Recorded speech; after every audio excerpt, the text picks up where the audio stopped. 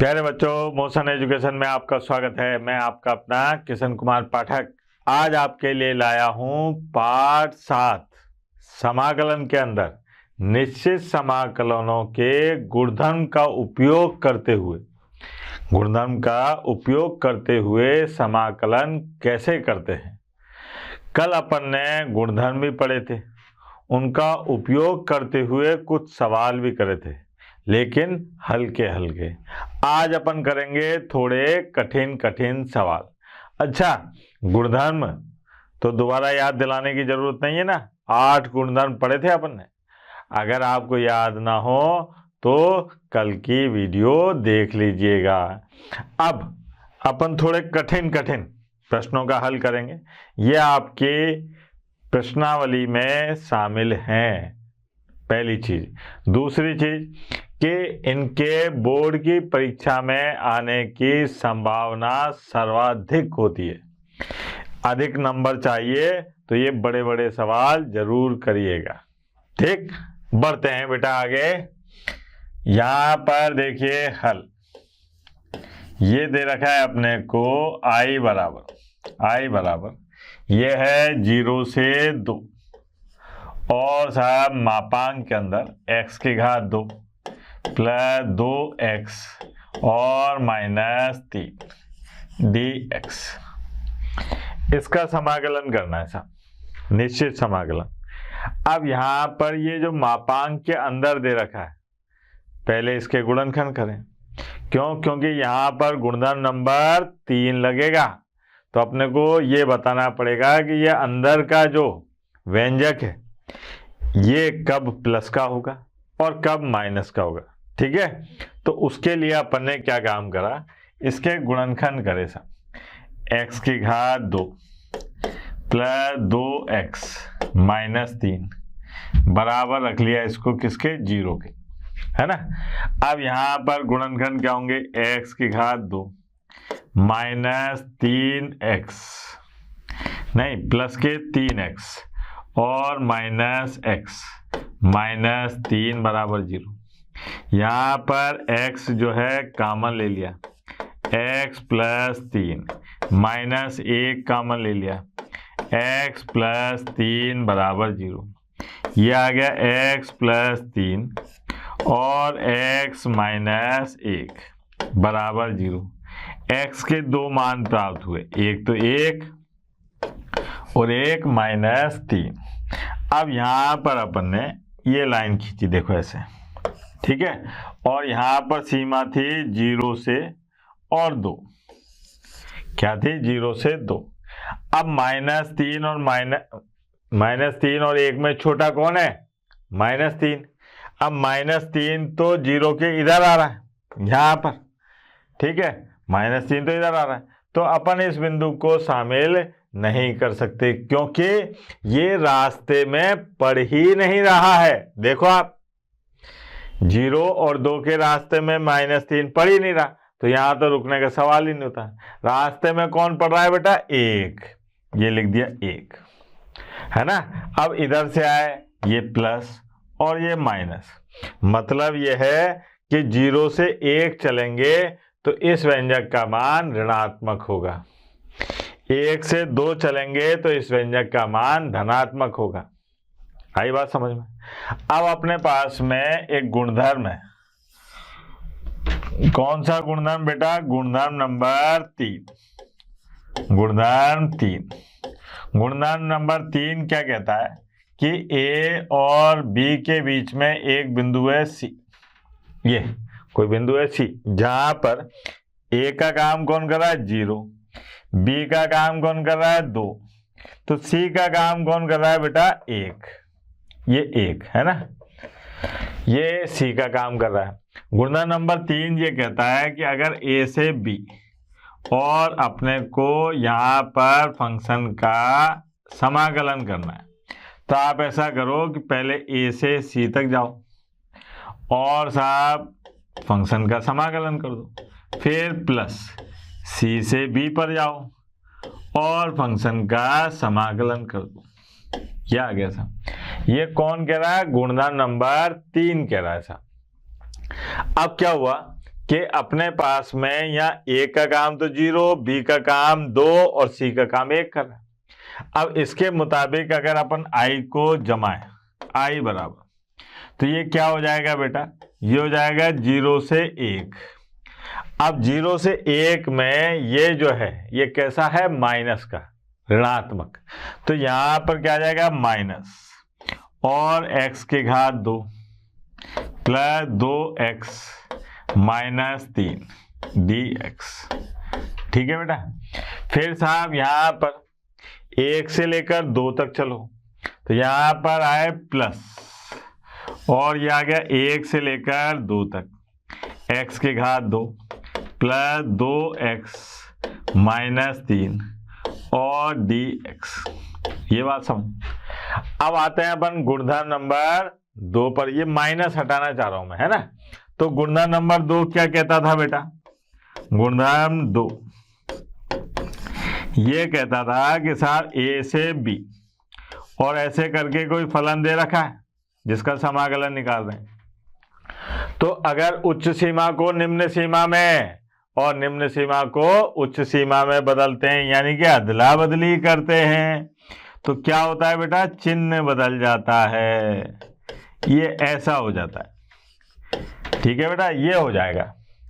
तो यहां पर इसका सदुपयोग करेंगे तो अपने पास में क्या आएगा, देखो जरा, कि आई बराबर, अब जो सीमा है पहले 0 से 1 थी, अब हो जाएगी 1 से 0 और यहां जाएगा x की घात 2 प्लस 2x माइनस 3 और dx प्लस यहां पर है 1 से 2 और x की घात 2 प्लस 2x माइनस 3 dx। ये हो गया सा।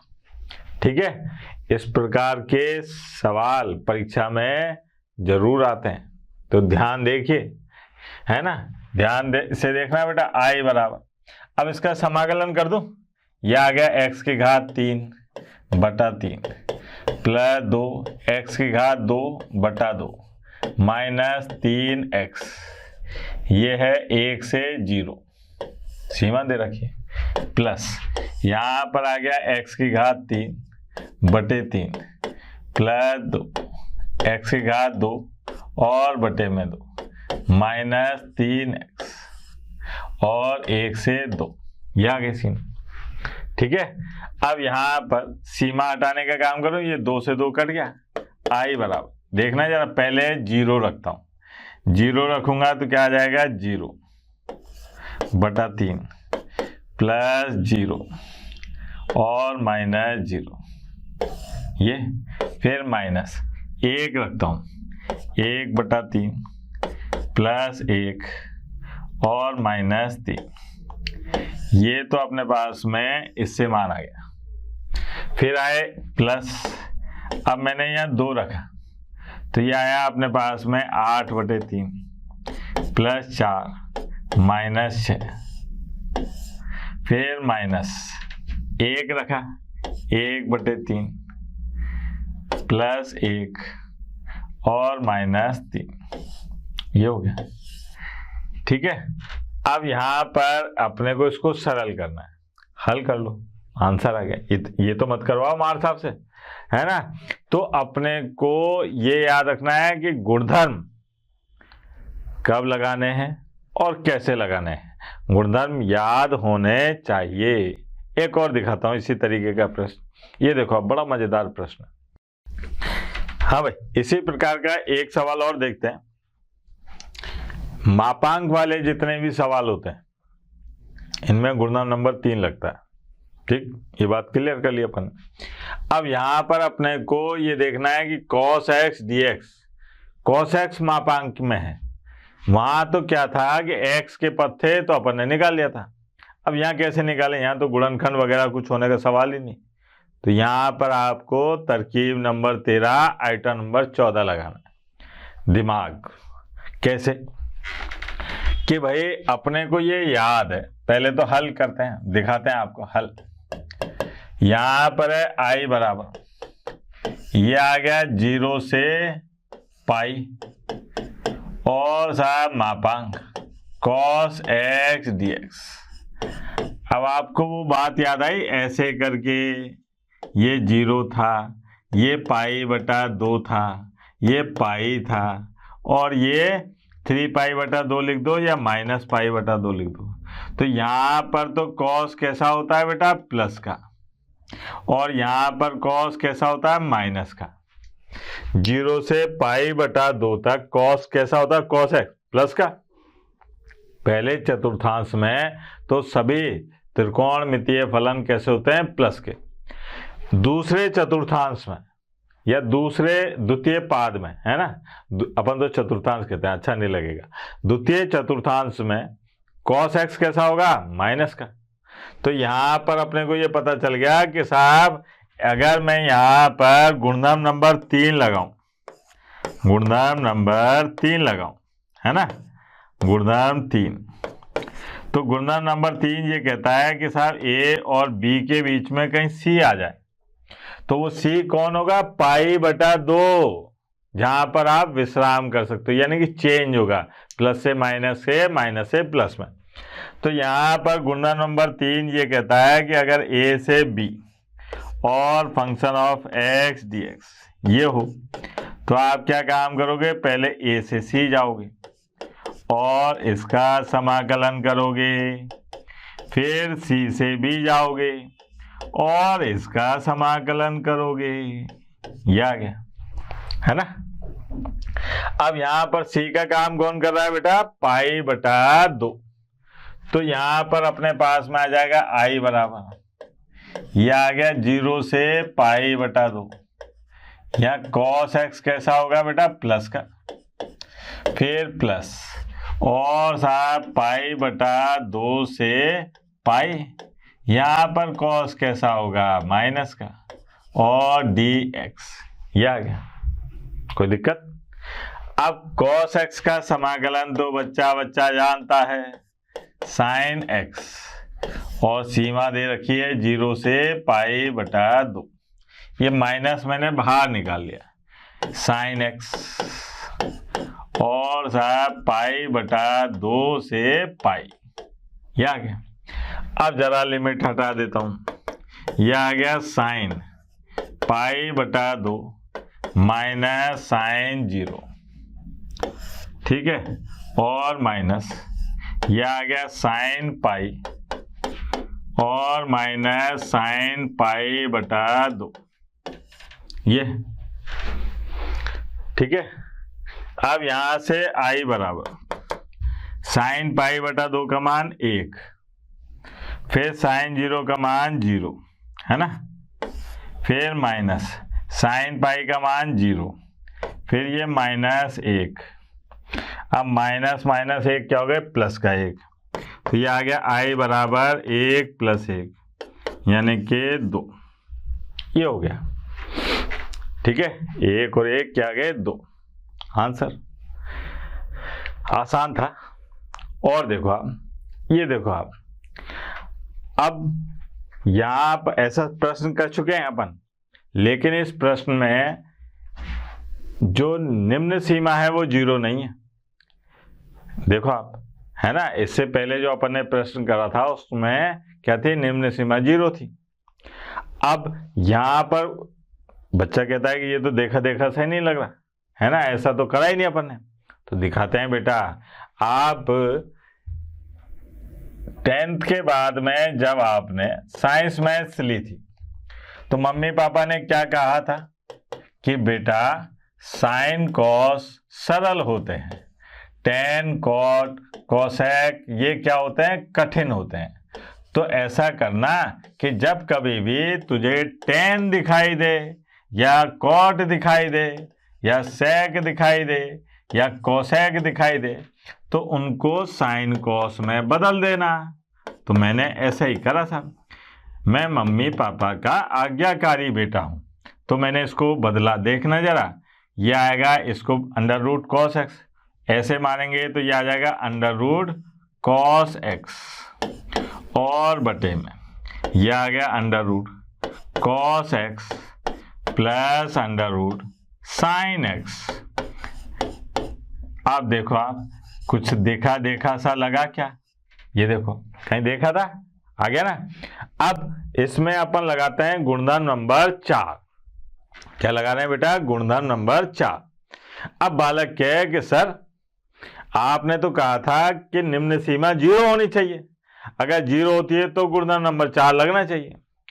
तो बेटा वो संभावित क्रिया थी। मैंने कहा था अगर निम्न सीमा 0 हो तो एक बार गुणधर्म नंबर 4 पर विचार जरूर कर लो। ठीक है, जरूरी नहीं कि लग जाए, है ना। या इस गुणधर्म नंबर 4 तभी लगेगा जब निम्न सीमा 0, ऐसा कोई गारंटी वाली बात नहीं है, ये कहीं लिखा हुआ नहीं है, केवल याद करने के लिए बताता हूं मैं। तो अब साहब यहां पर अपन गुणधर्म नंबर 4 लगाते हैं। गुणधर्म नंबर 4 क्या कहता है बेटा? गुणधर्म 4 ये कहता है कि अगर ए से बी कोई फलन ऐसा है तो आप क्या काम करो कि ए और बी को जोड़ो और उसमें से x को घटा दो, तो जो मान आएगा वो बराबर ही होगा साहब, कोई अंतर नहीं आएगा। अब यहां पर a और b को जोड़ा तो π/6 और π/3। π/6 होता है 30 डिग्री, π/3 होता है 60 डिग्री। 30 डिग्री 60 डिग्री को जोड़ूंगा तो 90 डिग्री। 90 डिग्री को क्या कहते हैं? π/2।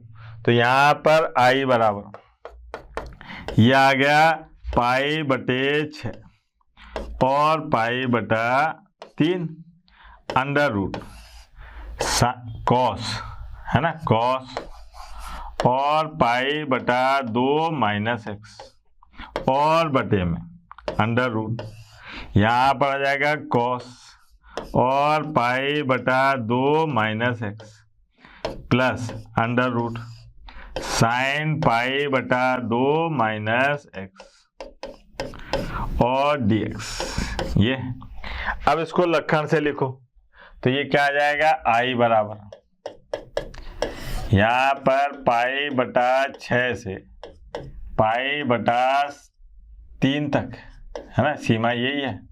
और यहाँ आ गया अंडर रूट साइन x और बटे में under root sine x plus under root cos x dx। ये हो गई समीकरण नंबर 2। ठीक है, अब समीकरण 1 और 2 को जोड़ने पर, समीकरण 1 और समीकरण 2 को मैंने जोड़ दिया, है ना। तो क्या है साहब? i 2i, यहां पर आ गया π/6 और π/3 under root sine x plus under root cos x और बटे में under root sine x plus under root cos x dx। अब यहां पर कट रहा है तो ये आ गया i, ये तो 2i हो गया। ये क्या आ गया अपने पास में? π/6 और π/3 1 dx। अच्छा 2i, है ना, 2i बराबर 1 का समाकलन x, ये आ गया अपने पास में π/6 π/3 2i बराबर, ध्यान देना, अब π/3 माइनस π/6 2i बराबर, यहाँ एलसीएम आ रहा है कितना? 6, ये बना 2π, है ना, 2π माइनस पाई, i बराबर यह आ गया π/12। यह है π/12, सीधी सिंपल सी बात। ठीक है, और देखो बेटा, ये देखो बड़ा मजेदार प्रश्न है सब। यहां पर दे रखा है -π से +π, -π से +π। इसको देखते ही अपने गुणधर्म नंबर से याद आना चाहिए 6। ठीक है, गुणधर्म नंबर 6 में था ना ये -π सम फलन विषम फलन, इसके बारे में बातचीत करनी चाहिए। लेकिन यहाँ पर क्या हो रहा है कि भाई ये तो 2 भागों में टूटेगा। देखो कैसे टूटेगा वो भी दिखाते हैं आपको कि यहां पर हल i बराबर, इसको ऐसे लिख सकते हैं माइनस पाई से प्लस पाई, है ना, और ये आ गया 2x और बटे में 1 प्लस कॉस की घात 2x dx। एक तो ये हो गया, है ना, और प्लस एक आ गया अपने पास में माइनस पाई से प्लस पाई और साथ 2x साइन x और बटे में 1 प्लस कॉस की घात 2x dx। ये हो गया। अब क्या काम करना है अपने को कि यहां पर इसमें देखो आप, ये समफलन है कि विषम फलन है, ये समफलन है कि विषम फलन है, जांच करते हैं। जांच करने गए साहब, देखो आप क्या मिलेगा। यहां पर x की, इसको मान लिया अपन ने i1 और इसको मान लिया अपन ने i2, है ना। इसकी जांच करी अपन ने, यहां पर ये f1x कर लो, x की जगह माइनस रखा तो ये क्या हो गया अपने पास में माइनस 2x और बटे में 1 प्लस कॉस की घात 2 माइनस x बराबर आ गया माइनस 2x और बटे में 1 प्लस कॉस की घात 2x। यानी कि यहाँ पर अगर अपन देखें तो ये क्या आ रहा है माइनस fx, ये आ गया। तो ये कौन सा फलन हो गया बेटा, विषम फलन, विषम फलन, ये आ गया विषम फलन। इसकी बात करें, इसकी बात करिए अपन ने, तो यहाँ पर देखो आप, जैसे ही आपने x की जगह पर माइनस x रखा तो ये आ गया अपने पास में 2 माइनस x और साइन माइनस x, है ना, और बटे में 1 प्लस कॉस की घात 2 माइनस x। तो ये आ गया अपने पास में 2 माइनस माइनस प्लस हो गए x साइन x और बटे में 1 प्लस कॉस की घात 2x। तो यहाँ पर ये जो है ये बराबर आ रहा है किसके, फंक्शन ऑफ x। मतलब x की जगह माइनस x रखा तब भी कोई परिवर्तन नहीं आया, देखो आप ऐसा कैसे ही रहा। तो इसका मतलब ये हुआ कि ये जो फलन है ये कैसा है, समफलन है, समफलन है, और ये कैसा है, विषम फलन है। तो अपने को ये याद है, यहाँ पर अपन जो i कह रहे हैं वो i ऐसे बता रहे हैं कि साहब i जो है वो यहाँ लिख लेता हूँ, चलो i जो है वो बराबर है i1 जो कि क्या है, विषम फलन, विषम फलन, ठीक है, और प्लस i2 ये क्या है अपने पास में, समफलन, ये आ गया। अब गुणधर्म नंबर 6, गुणधर्म नंबर 6 क्या कहता है सर, गुणधर्म नंबर 6, गुणधर्म नंबर 6 कहता है कि साहब माइनस a से a और फंक्शन ऑफ x dx। तो ऐसी स्थिति में दो कंडीशन होती हैं कि एक तो 0 से a function of x dx, ये तब होता है जब फलन जो है वो समफलन हो, है ना, ये, और इसका मान 0 होता है जब ये विषम फलन हो, ऐसे। तो इसका मतलब i बराबर अगर इस गुणधर्म का उपयोग करें तो i1 का मान तो क्या हो जाएगा, 0।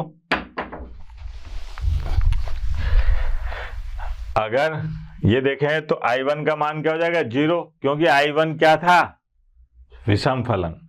अब समफलन की बात करें i2 की, तो i2 में क्या था अपने पास में, 0 से पाई, 0 से पाई 2x और साइन x और बटे में 1 प्लस कॉस की घात 2x dx, ये आ गया, ठीक है। अब क्या काम कर रहा है, यहां पर ये 2 भी आएगा, देखो आप ये 2, तो ये 2 और 2 तो कितने हो गए बेटा, 4, और साहब ये आ गया 0 से पाई, 0 से पाई। यहाँ पर x साइन x और बटे में 1 प्लस कॉस की घात 2x dx। अब मुझे ये x गायब करना है, तो मैंने एक विशेष गुणधर्म बताया था। विशेष गुणधर्म कौन सा था बेटा? जिसमें x का विलोपन हो जाता है, गुणधर्म नंबर 8। तो भैया गुणधर्म नंबर 8, इसमें क्या था? a to b और x function of x dx बराबर, ये था a प्लस बी बटा 2 और साहब a to b function of x dx, ये आ गया। अब यहां पर 0 और इसको जोड़ेंगे तो क्या आ जाएगा? देखो जरा, ये है अपने पास में i बराबर 4 गुणा पाई बटा 2 और साहब 0 से पाई, यहाँ आ गया साइन x और बटे में 1 प्लस कॉस की घात 2x dx। ठीक है, ये 2 पाई हो गया। अब यहाँ मान लेते हैं भैया, माना क्या? माना कि cos x बराबर t, x के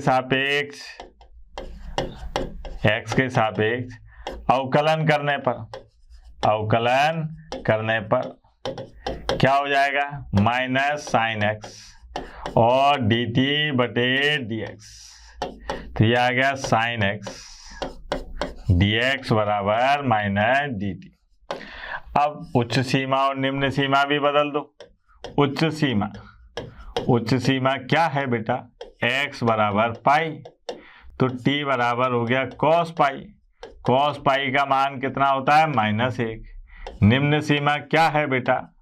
निम्न सीमा है x बराबर 0, तो t बराबर cos 0। यहाँ पर आ गया 1। अब लिखा अपन ने प्रतिस्थापन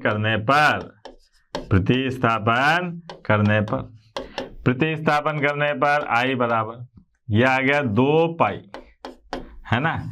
यहाँ सीमा क्या बनी साहब? निम्न सीमा 1 और ये -1 और माइनस dt बटे 1 प्लस t की घात 2। गुणधर्म नंबर 2 लगाया साहब। गुणधर्म 2 क्या है साहब? वो a से b और फंक्शन ऑफ x dx। अगर मैं सीमाओं को बदल दूं तो चिन्ह क्या हो जाएगा? माइनस का प्लस में और प्लस का माइनस में हो जाता है। ये देखो आप, ये आ गया i बराबर 2 पाई, ये आ गया -1 से +1 और dt बटे 1 प्लस t की घात 2।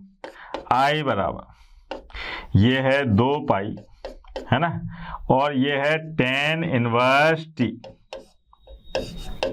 और लिमिट क्या दे रखी है बेटा? -1 से 1। यहाँ लिख देता हूँ, है ना, कोई दिक्कत नहीं है। i बराबर ये 2 पाई tan इनवर्स 1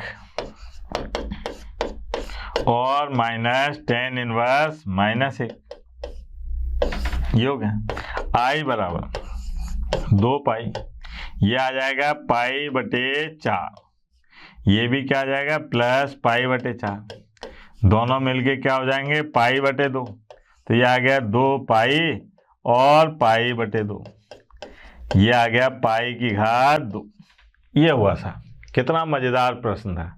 ठीक है, बड़ा भी है, आनंद भी आया और कितने सारे गुणधर्म लगा दिया अपन ने। 3 गुणधर्म तो लगा ही दिए।